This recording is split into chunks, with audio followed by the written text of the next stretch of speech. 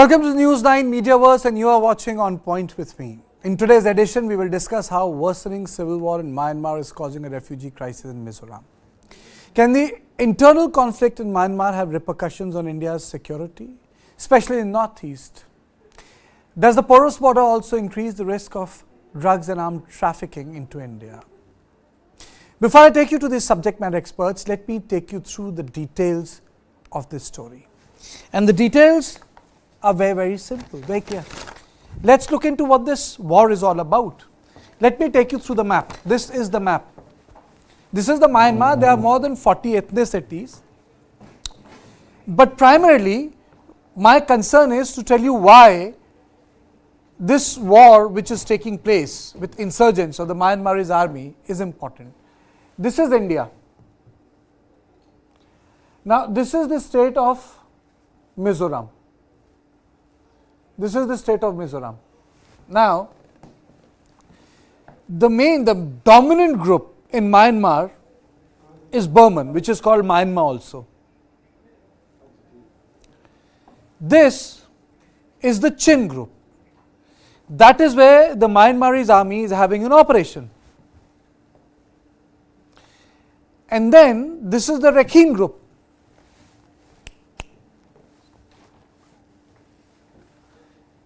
This Rakhine group, when it entered into a conflict with the Myanmarese army, and when the Myanmarese army started attacking them, it led to exodus of the Rohingyas. You must have seen it in the news that a Rohingya boat landed in Indonesia, which is far beyond. So, this is the area which is not stable. That's one. Just to give you an understanding that, and even this part, there are more than 40 ethnicities here. But principally, these two have come into conflict. And these areas are called unadministered area. This is part of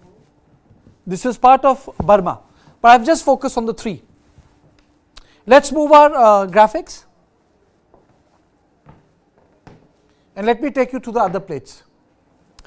Now, what is happening? There is a coordinated attack which has taken place by three armed ethnic groups. So, this Myanmar issue is complicated. MNDAA, TNLA and AA, they targeted Myanmar forces near China border. The problem in Myanmar is, now this operation was called Operation 1027, the Three Brotherhood Alliance in Shan state. So even the Shan state is not stable. 60,000 people displaced in Shan state, 2 lakh overall since October 27. So it's very, very problematic. Let's move on. Myanmar National Democratic Alliance Army from East Shan State.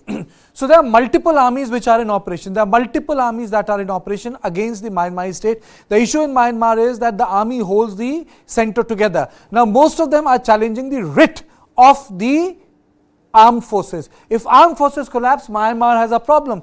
Myanmar border is with China, Myanmar border is with Laos, Myanmar border is with Thailand, Myanmar border is with Bangladesh, and Myanmar has a border with India.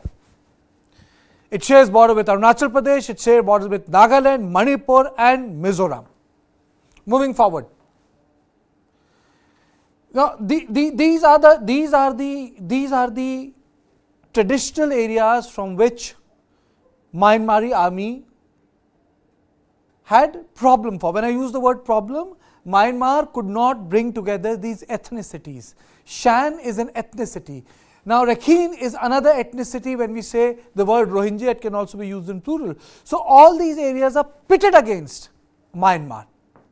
And when I say they are pitted against Myanmar, they are challenging the writ of Naypyidaw. The generals, people who rule this country. Aung San Suu Kyi ousted in a military coup in 2021. So, there is no democracy in Myanmar.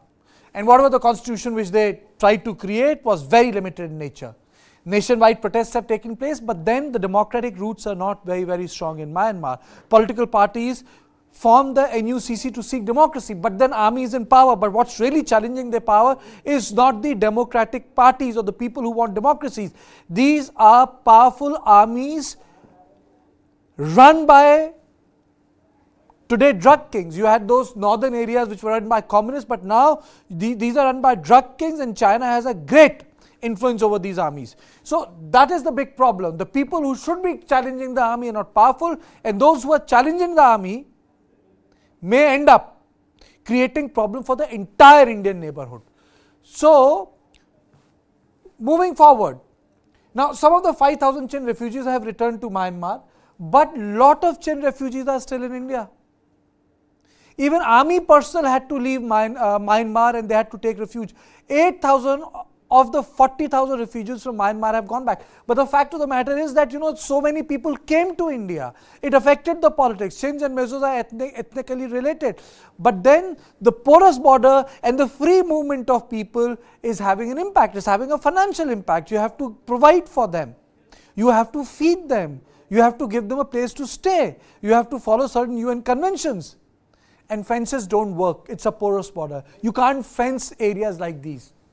But the biggest problem for India is narcotics and arms smuggling. Even the Myanmarese army is involved, and the rebels do this business to fund their armies. So India has a double problem. Who to contact?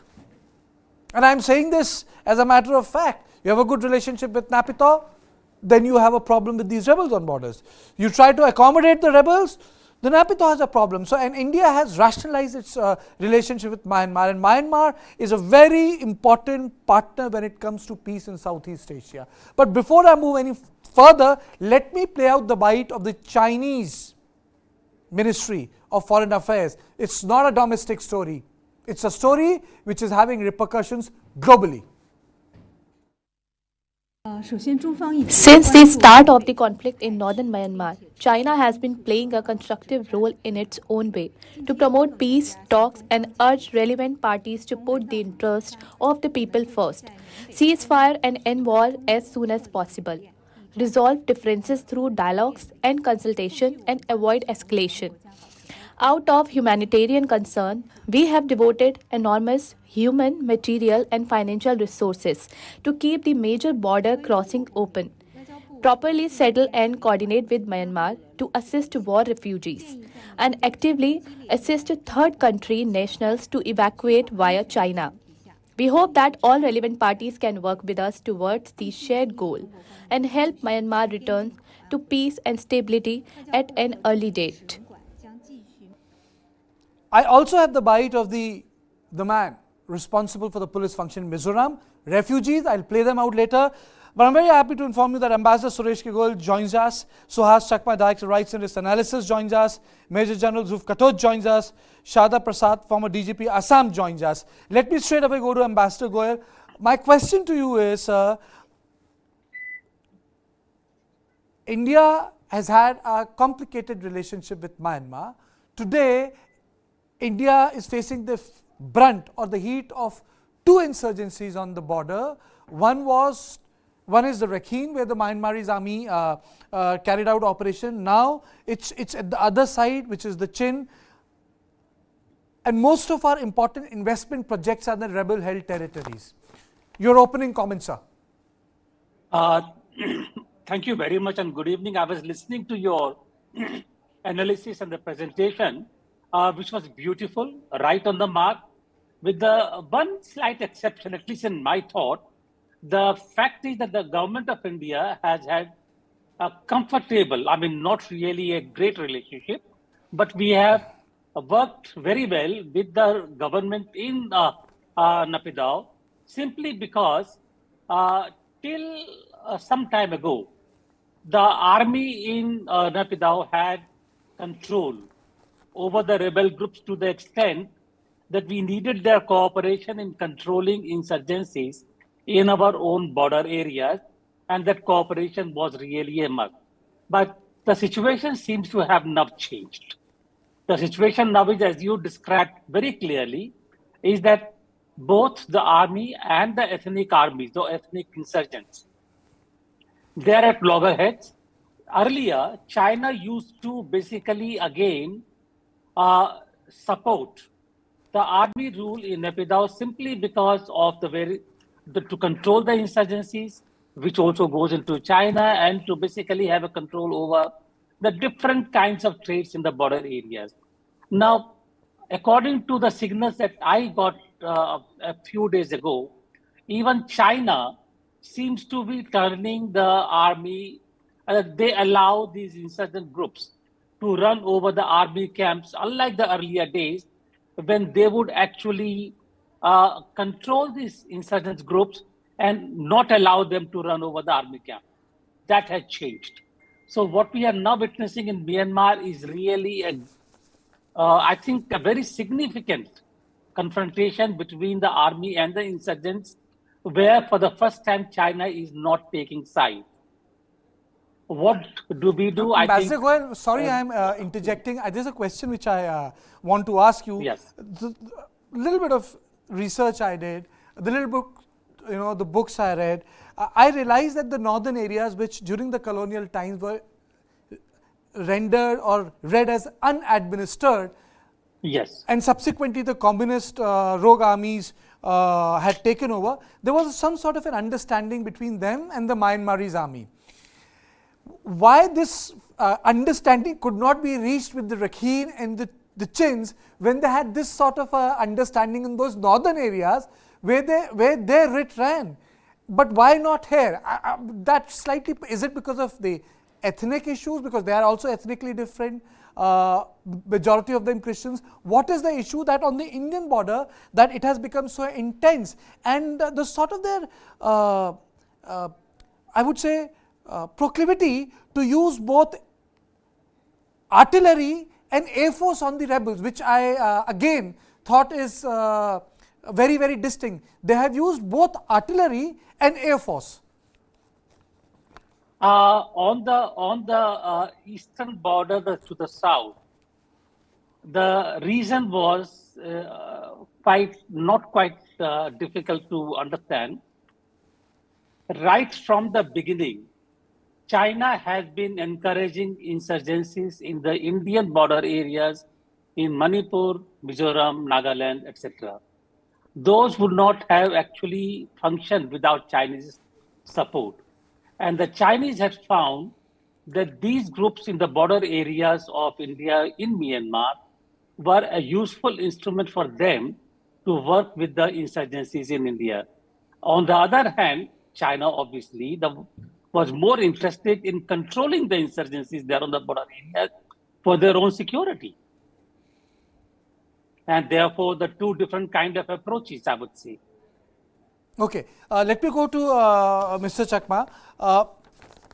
Sir, when we talk about Myanmar, it's a complex, ethnically rich state, with the Burmans being the big majority, with other states with different religious predisposition. In your opinion, why is there a sudden rise in violence between the government forces and the rebels? Why has this surge come? Have we missed something in our eastern borders, or have the world missed something? And the real hermit kingdom, which is right in our neighborhood, I'm not talking about North Korea, I'm talking about Myanmar. Have we missed something, sir? Well, I think one of the key points which has been missed is the fact that there is a unity government of the democratic forces, and they had decided to wage armed struggle against the military junta.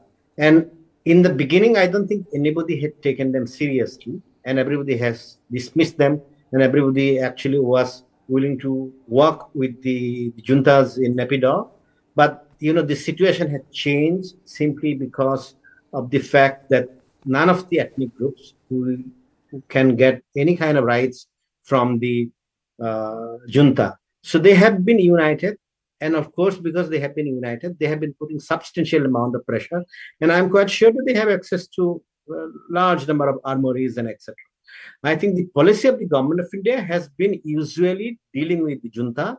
And I think in the process, if you look at it in the last 30 years, we really actually so much relied on the junta that we missed the relationship with the ethnic groups. And that is why, if you look today, we usually do not remember the fact that where the India's investment lies is actually in the Arakan province. where you have a conflict between the ethnic Rakhines, which are the indigenous peoples, vis-a-vis the Rohingya refugees who are of the Bangladeshi, Chittagonian, or East Bengal, or earlier undivided Bengal origin. If you look at the movement there, the National Unity political party of the Arakhanis, they are entire leadership were massacred in 1998 by by a double agent in the Andaman and Nicobar Island. And since then, we have lost complete control over that. Then we had, Arakan Army coming up, and Arakan Army has been accused of or getting some support from China, so much so that India actually cannot complete its own projects, which is relating to Kaladan project, etc. So you are caught in a limbo and you cannot undertake any activity. I am only talking about one particular province. Then neighboring that you have the Chin state of Myanmar. And from the Chin state, which is a population of about 500,000, about 100,000 people, that's about, 20% of the population had already crossed to Mizoram. So it has been creating problems. So if you look at our policy, I think, I don't think there has been any assessment or reassessment following the coup d'etat in February 2021. And we are at this point of time caught completely off guard. You have a situation which is unheard of in Myanmar, that, troops were surrendering, coming to India, we are sending back through More, etc. So we have a situation, I don't think Government of India has many allies among the insurgent groups. That's one, very clear. Secondly, you actually cannot rely on a government which has lost control over huge amount of territories. And as I said many times in your shows, what have we been doing? The policy of the Government of India should have been to take a pragmatic approach. Maintain equidistance, ensure that your borders are secure, and you have a right and cogent policy to deal with the people who are coming, those who are seeking immigrations or asylum whatsoever. But what we have been doing, we are one of the 5 countries in the world which have been funding, arming the military junta. So we have a situation, military junta being armed by New Delhi, which are repressing its own citizens. The citizens of Myanmar coming to Mizoram, Manipur, Nagaland, they won't protest because they belong to the Naga community. So we have been, as I have said on many occasions, have been importing the problems of Myanmar, and we refuse to recognize the fact that Myanmar actually, in a way, poses threat to regional security and peace. Okay, and today, I think that's a line I would like to take to Major General. Just one point, just one particular point which I want to. Okay. We are discussing the ethnic groups. We are not discussing one particular issue. That's about 1.5 million Rohingya refugees in Cox's Bazar next to Chittagong tracks. And the funds for the Rohingyas have been withdrawing and have dried up. And Myanmar is not going to take them back. It's not in a position to take them back. Now, if you have over a period of say 2 years, 3 years, funding from the UN and the West, drawn up or dried up, you will have the entire refugees, bursting in the Chittagong tracks in the neighborhood.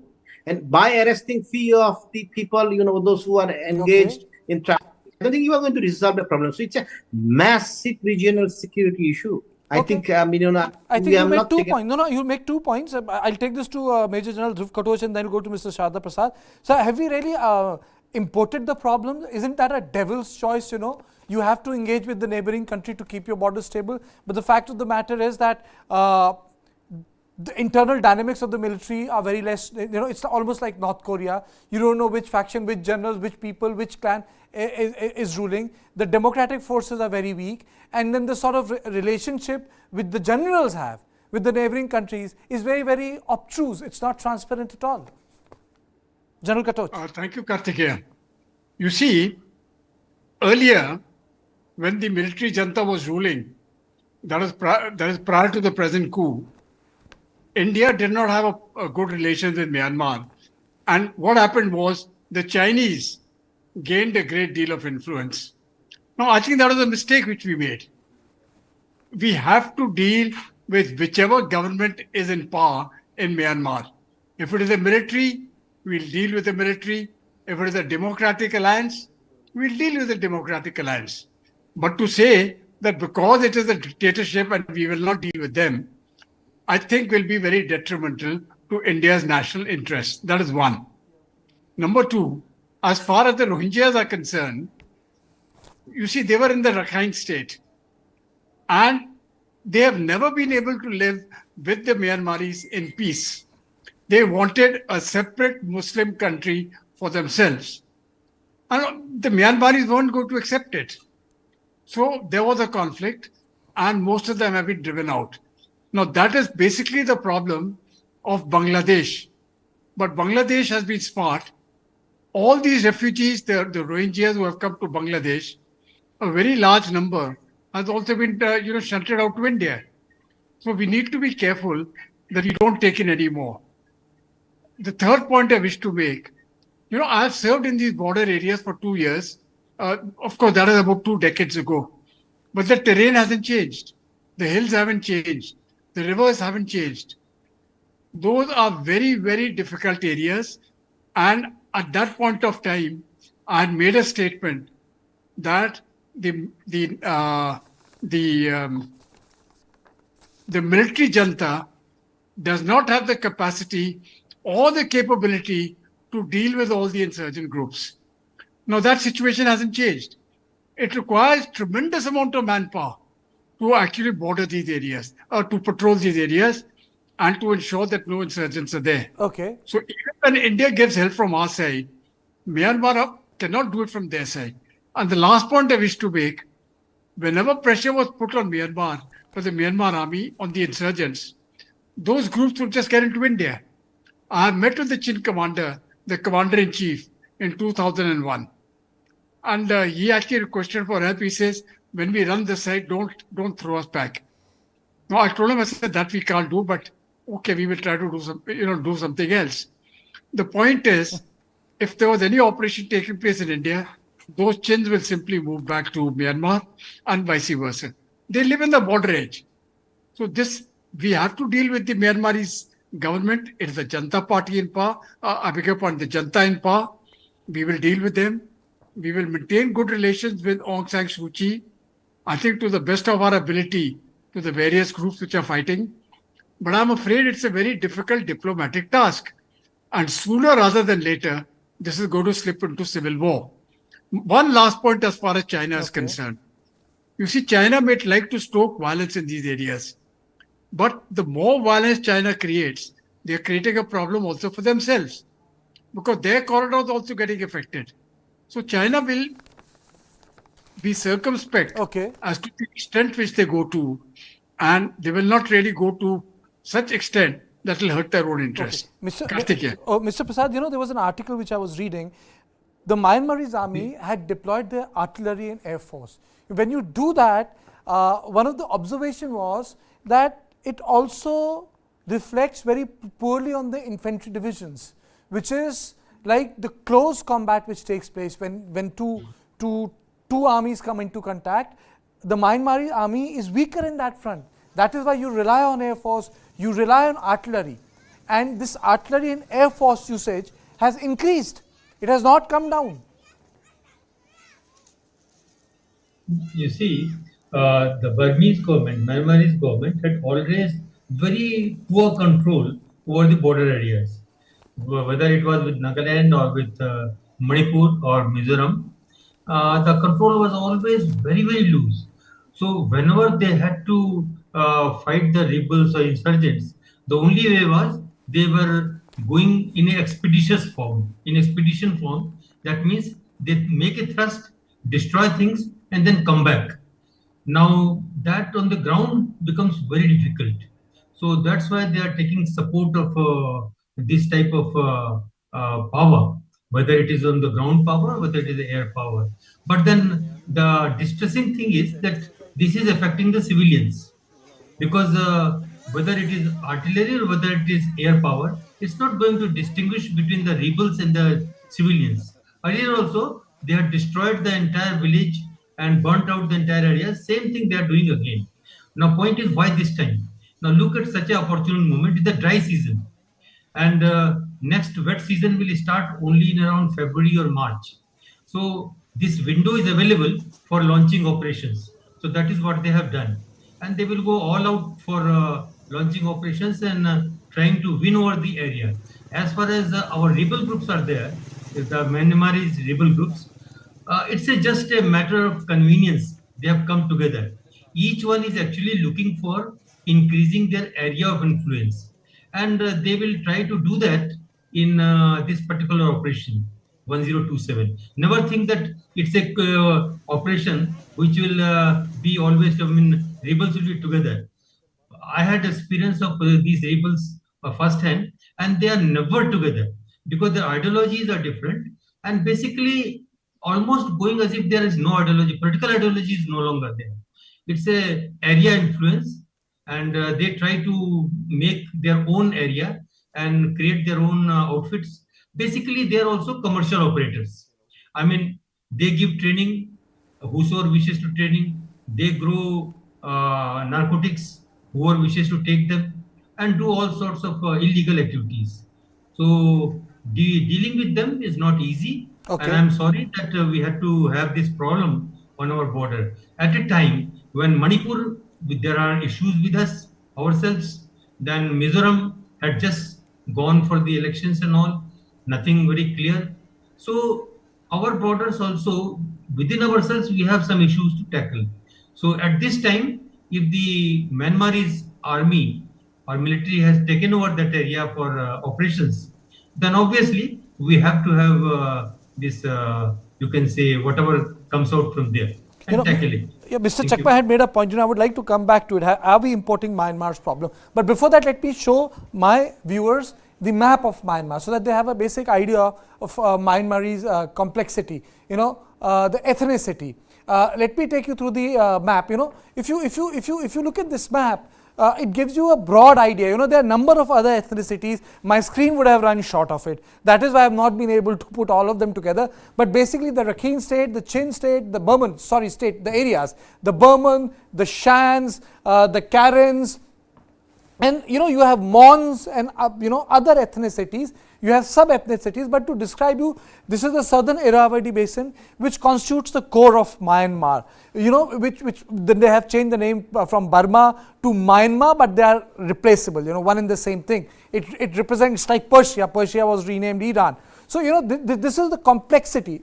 It's not a homogeneous state. It's a pretty complex state. It forced out of colonialism, which the Britishers did. People were sent all over the world from India, there was no Bangladesh then, from the Indian subcontinent, whether you had those Tamilians in Yangon doing their business, or whether you had those Bangladeshi Muslims in Rakhine, or whether you had Indians in Fiji, or you have Indians in Mauritius. This was part of the large British colonial practice, and Myanmar also bears the imprint of it. But let me come back to Mizoram.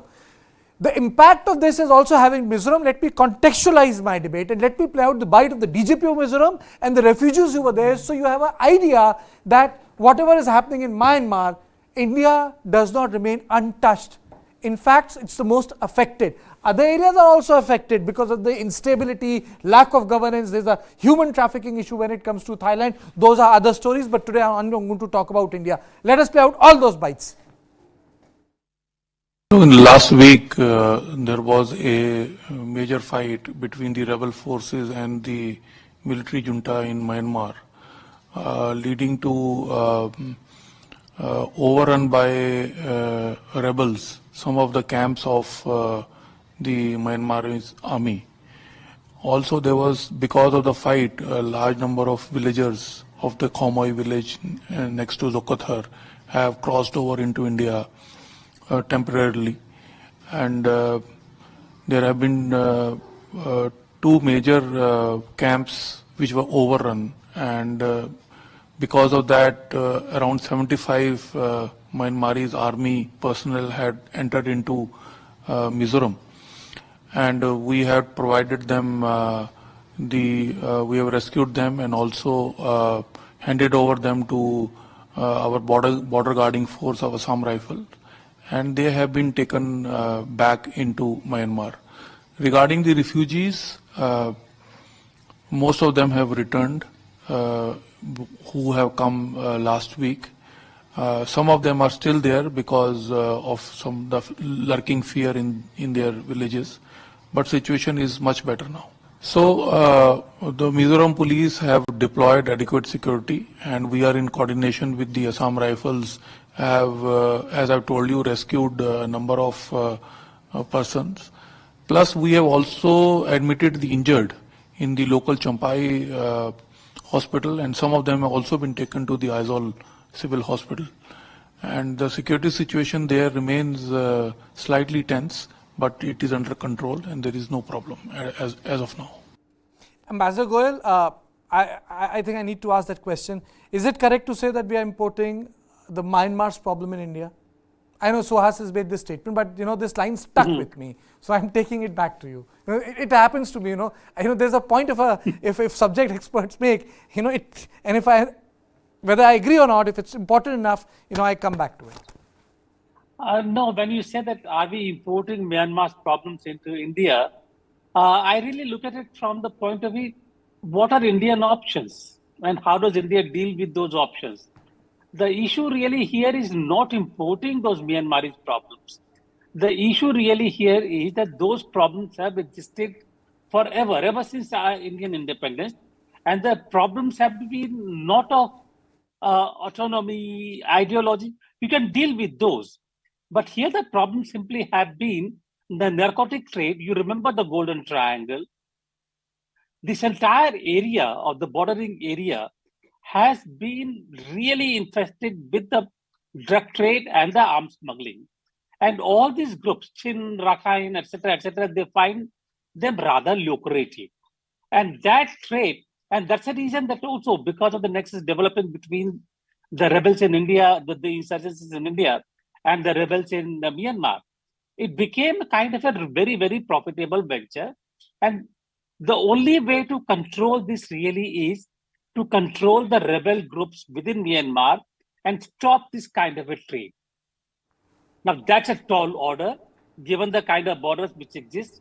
And that can only happen if somehow we are able to stabilize the political situation on our side, and the Myanmarese government now in Naypyidaw, earlier in Yangon, is able to exercise some kind of control over the rebels.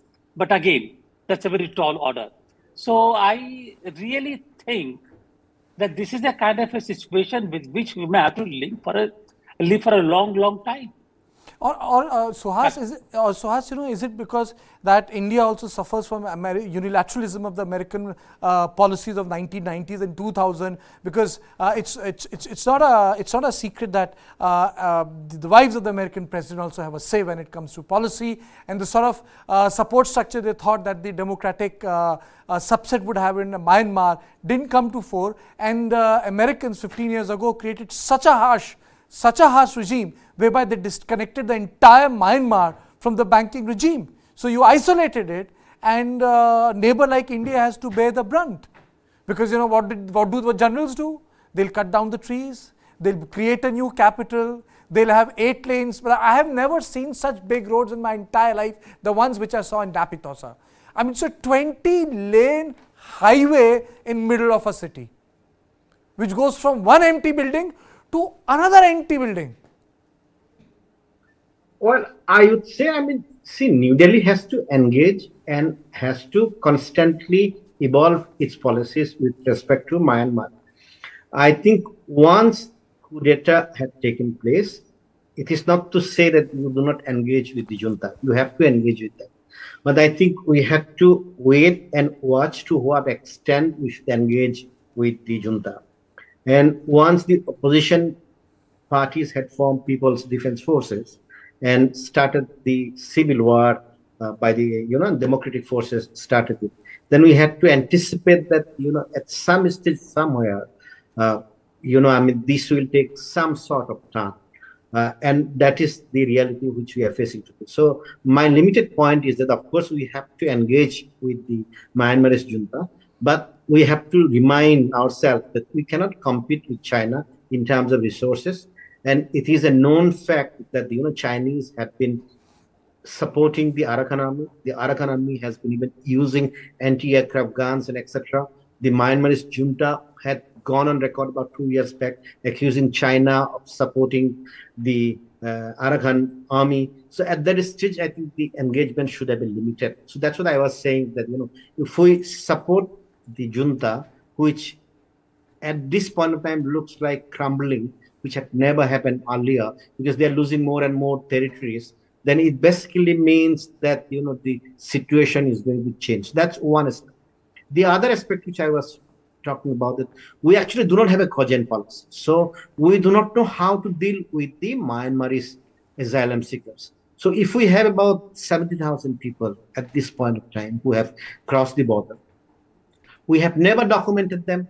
So we are very hesitant. In one hand, if we document them, we believe that at some point of time, we have to raise the issue with the junta.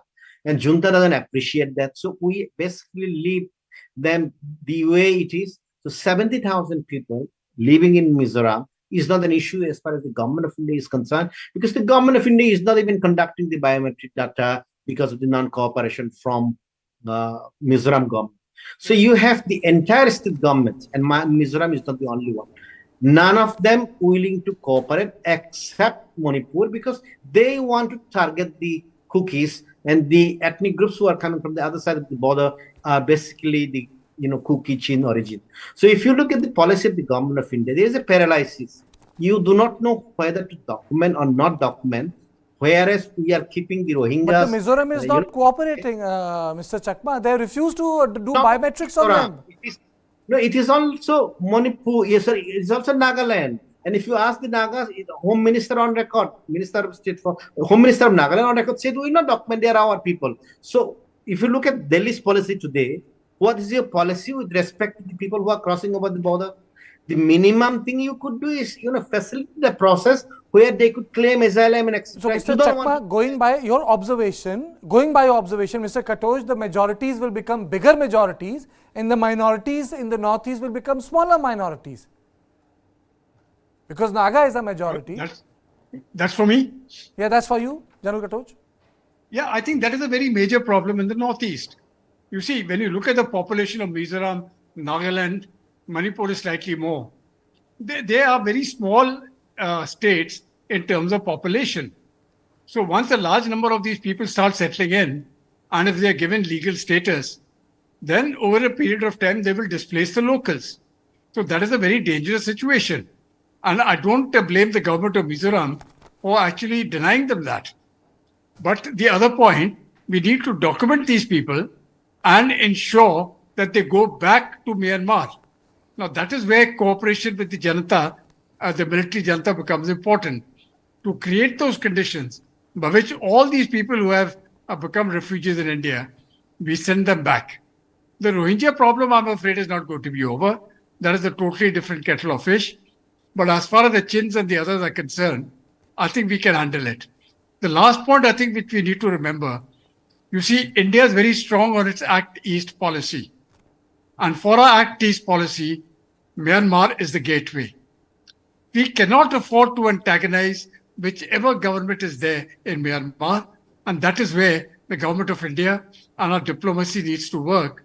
I'm not saying we don't get in all groups, but you have to deal with the government in power, which is those government-to-government dealings must carry on.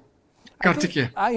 It should not be forgotten. I don't think it was this general, but the previous one who made a short trip. Generals don't leave their countries, but he was the one who made a short trip to Agra, got a photo clicked in front of Taj Mahal, and went back to Napito. So, it's not as if, India has not been engaged, For a person who doesn't leave Myanmar, comes to India, spends 2 nights and 3 days here, means a lot, which means he must have felt safe here, realizing truly well that the coup will not take place in the 72 hours he would spend outside this country. And it is true of all the dictators. Look at the pattern of the major autocratic leaders. They rarely leave their country. If they do, it's for special circumstances. But Mr. Prasad, before I go back to the issue of Mizoram and refugees, do you think that there is some sort of an intervention which India can make diplomatically? Because ultimately it's affecting their borders, it's affecting multimodal Kaladan project, obviously the way the gateway is from More, but nothing much has happened, and a lot of people fear that it might end up like another Chabahar. You're very right. In fact, because if you recall, if you recall, the first thing which Taliban did was they took over the Dilanj road, which actually connected Chabahar to Kandahar. Few people remember. The first thing they did was, they cut across the Dilanj. We have our strategic interests, and in the interest of those strategic things, we must interact, open dialogue wherever it is required, whether it is administration of A type or B type, or even C type, or even no administration. So we must keep open the dialogue in our own interest. And as you said, that East policy, Look East policy, is very important. And if our gateway is not supporting, then we are nowhere. I was wanting to tell about this Mizo mentality. You see, MNF, let us look back at the MNF. The MNF, that issue was Mizo nationality. And nationality means it's not a very small thing. Like Naga nationality, Mizo nationality is that all the people who are of Mizo ethnicity, whether they are called X, Y, or Z, whether they are living in Mizoram, they are living in Manipur, living in Tripura, living in Myanmar, wherever they belong to us. And if they belong to us, either our administration extends to them or they come to us, no issues.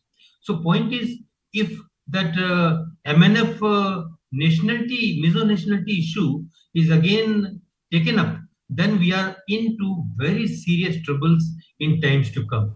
So somewhere it has to be curbed, whether it is in a diplomatic manner or whether by talking to the political leaders. But we should not go back to those states when MNF was in the jungles and fighting the people in India. But Mr. So we have to be I very think that's very far-fetched. I don't think there is any return to that. I shouldn't be presumptuous, but I don't think it's happening anytime soon. This was the given policy before this election, the state election. Mr. Chakma, do you agree with this? No, I think if you look at the political parties in India, there is always an ethnic preference. So that's why if you are a Tamil refugee, even though there are no conflicts in Sri Lanka, nobody even talks about the repatriation of the Tamil refugees, because the fact that they have a constituency in India and Tamil Nadu is one of the big states. So that is what I was coming to. If you are dealing with, forget about Myanmar, engaging with them diplomatically, that will continue. But internally, if you are concerned about national security, that some of the people who would be coming inside the territory of India may pose a threat to security, they might be drug traffickers, they might be asylum seekers. How do you differentiate and how do you keep track? You can keep track only if you document them properly. And at this point of time, Government of India is not facilitating them because they are very hesitant of extending any kind of help to the people who are fleeing from Myanmar, who are in the desperate need of some kind of assistance, because you don't want to deal with that issue. But they are already inside the country, so they will be like this for a long period of time, and they will naturalize inside Mizoram. And if you recall, in 1990, about 100,000 people changed. About 20% of the population had crossed. They came and they never went back. There were camps in the Champa area, and they were dismantled. I think it was in 92, 93, after one of the Chin National Front guys killed one of the YMA guys. Then the rest basically integrated into Mizoram. So now you have another influx of about close to 100,000 people. Now, if you're Government of India, you need a policy, whether they are coming from Afghanistan, which Sikh refugees, or Tamil Nadu, or Sri Lanka, or anywhere. If you do not have a policy, if you continue with this kind of ad hoc policies, and you are basically not taking care of your own security, it is not enough to say that they bring arms. But Suhas, it's such a it's tough thing, If you just look at the larger context, and if I make India an individual, you have a Taliban government in Afghanistan, you have Pakistan, which is a military state pitted against us. Maldives, openly has stated that, whatever little we have in terms of naval surveillance should go back. You have Jamaat-e-Islami, which is hell-bent on ensuring that the election does not take place on 7 January in Bangladesh. And you had, Sri Lankan democracy on one leg, where the president of the country, the premier of the country had to be protected by the Navy. It's the law there, I understand. The defense forces are supposed to protect, they have inserted that. And then you have aggressive China, the ruler of a lifetime, Xi Jinping. Mr. Goyal, we are in a tough spot, diplomatically and militarily. If you look at, barring Bhutan, we really are in a tough spot. I completely agree there, really, because given the kind of geopolitical situation that exists in the area, it's really difficult to develop any effective policy action. But what I would suggest really is that it has to be a long, very, very long-term kind of an action that we need to indulge in. I was in Laos, frankly speaking, I was ambassador there. And I know, again, like what I said earlier, the problem here is not ideological. You can deal with those. The problem here is money, trade, illegal trade, drugs, etc., etc. And therefore, if you even allow these, I know I advocate basically being soft on the refugees, but change of demographics in the border areas will create even bigger problem for us. So we need to frankly, work with the government in Naypyidaw to essentially ensure that there is some control over the rebel groups within Myanmar. And at the same time, political action on our side to stabilize our own political situation in those areas. I had gone to Manipur. And I know that how much it really helped in terms of developing Manipur and giving the political options to Manipur. And as soon as our own situation on Manipur side is stabilized, the number of people crossing into Manipur became drastically low, really. So unless we take political action and really work on the situation on our side, we will continue to run the risk of those people crossing from Myanmar into India. Okay, thank you all of you, but before that, I leave you with the bites of the refugees, I think that's the best way. If you need to know the story, you know it from the people who have actually been on spot or those who have actually undergone that process. Let's listen into the refugees who are there.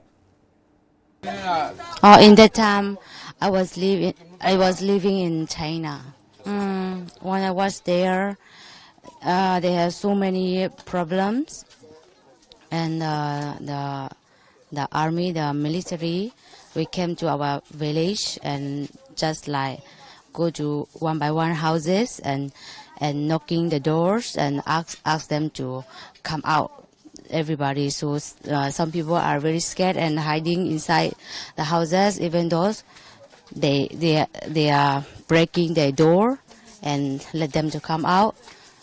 In that time, it's very worse. Yes, the fast was not burn years, and last year I think which month they will start burning like 83 houses, and now the second time is they were burning a lot. Almost finished our village. Myanmar is very bad now. So my home also all banned. Yeah, so my country, my village, very bad. So cannot go home. People also, many people died, and then no working and no money. So come to India. The peoples are running in the rivers, in the border. Yes, we have to fear, and this bomb is coming Sunday afternoon about 5:30 p.m. The drone have dropped the bomb in Sipai camp. We have to fear, and we did not eat the lunch in this afternoon. Did not eat afternoon, and we have to fear how to do that. How can we do? We don't know. We have to ride bike and run.